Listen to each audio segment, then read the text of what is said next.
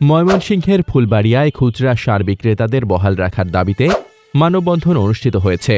রবিবার দুপুরে খুচরা সার বিক্রেতা অ্যাসোসিয়েশন অব বাংলাদেশের উদ্যোগে উপজেলা পরিষদের সামনে এ মানববন্ধন কর্মসূচি পালিত হয়। মানববন্ধন শেষে অংশগ্রহণকারীরা উপজেলা নির্বাহী কর্মকর্তার মাধ্যমে কৃষি সচিবের বরাবর একটি স্মারকলিপি প্রদান করেন। কর্মসূচিতে সার ডিলার হামিদুল্লাহ তরফদার, আব্দুর রহমান, দিদারুল ইসলাম ও উসমান গনি বক্তব্য রাখেন।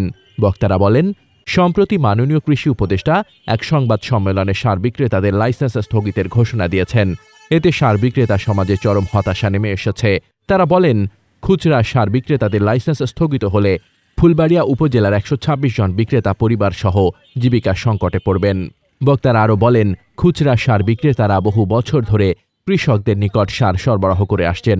এই কার্যক্রম বন্ধ হলে শুধু বিক্রেতারাই নয়, প্রায় ৫ কোটি কৃষক সরাসরি ক্ষতিগ্রস্ত হবেন।